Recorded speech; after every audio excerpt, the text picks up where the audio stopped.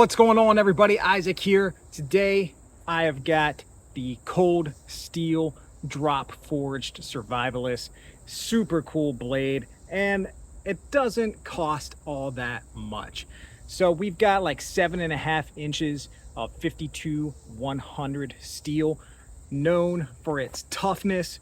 It's not going to give you the edge retention that like a CPM S30 class whatever will give you, but it is easy to resharpen and ultra tough, which is exactly what you want in a survival knife. All right, so we got the name on this side of the blade. This side we got cold steel 52-100, made in Taiwan. Now the name dropped forged Survivalist is a reference to how this knife is made. So drop forged is a process where there's like a mold of this knife and a heated piece of metal is placed into like the mold between two hammers, and it hammers that down, you know, like you're forging, and it creates the shape of this knife. And then, you know, you quench it and all that like you make a knife. But it's an interesting process. So this is one solid piece of steel, very thick in here, and then I believe it's, you know, hollowed out a bit in the handle to fit these scales in. I'm not sure what they are, probably some sort of GRN, but they're very well textured. So this knife, full flat grind, which is spectacular in my opinion. Love full flat grinds. They're excellent slicers. That's why they make kitchen knives and full flat grinds the majority of the time. And the toughness of the 52-100, I think, makes this a great option. And this really costs like between 60 and 70 bucks on Amazon, which in 2024 for a knife of this size, it's a pretty decent price. Let's talk a little bit about this sheath. It is cold steel Secure-X, you know, some sort of polymer, and it's got nylon backing. It holds the knife securely, no complaints. I think it's a good fit for this knife. So one thing that I really like about this belt loop here, you can undo this snap and it's Velcro, so you can put this on your belt without having to undo your belt and, you know, let your pants fall down when you're out on the trail. So that is a nice feature of this, and it really works great for this knife. So let's go through and cut some stuff here. We'll start off simple mediums, paracord,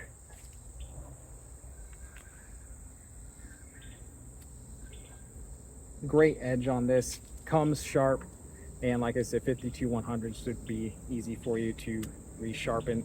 I have not touched up this edge at all on this knife.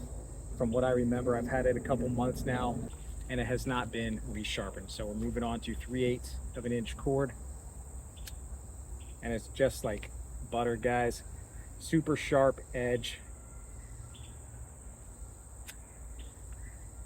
and a quality steel.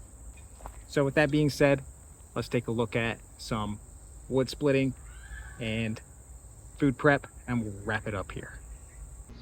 Okay, let's take a look at how the cold steel dropped forged Survivalist does add a little batoning.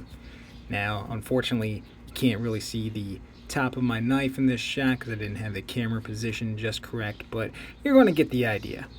So, first hits down through this wood. I don't know what kind of wood it is. It's type they sell in the packs at the grocery store for backyard fires, like what we're getting ready for here. And guys, this knife with that, like, you know, one piece metal construction, like, I'm not even gonna call it a full tang because there is really no tang. It's just one solid piece of drop forged steel. So this knife, if you're gonna baton with a knife, like, this is probably one of the best on the market to do that type of work, and probably the others in this drop forged series from Cold Steel. All right, here is a walking stick, I guess we'll call it, because that's what my kid brought it back into our garage as a long time back. And this is a pretty hard piece of steel, or piece of wood, I mean, not steel, because it's been sitting in the garage for probably a couple of years drying out. And this cold steel drop forge Survivalist chops through this pretty darn easily.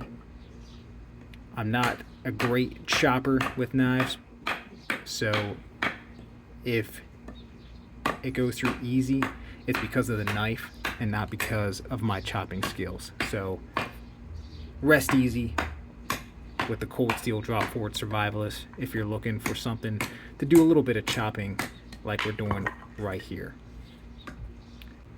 So here we are trying to make a few feather sticks, and I'm probably one of the world's worst feather stickers, as you can see, but you know, we are getting some nice shavings off of this wood that we just batoned a minute ago to get some type of tinder material to start a fire. So this knife with its sharp edge and easy to resharpen edge will do just fine in this type of task. Next on the docket here, we got a little food prep.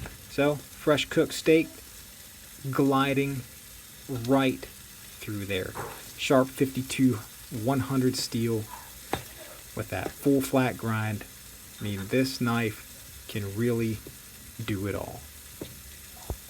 You want to use this for your steak knife at dinner, you go right ahead, because it's going to make you happy.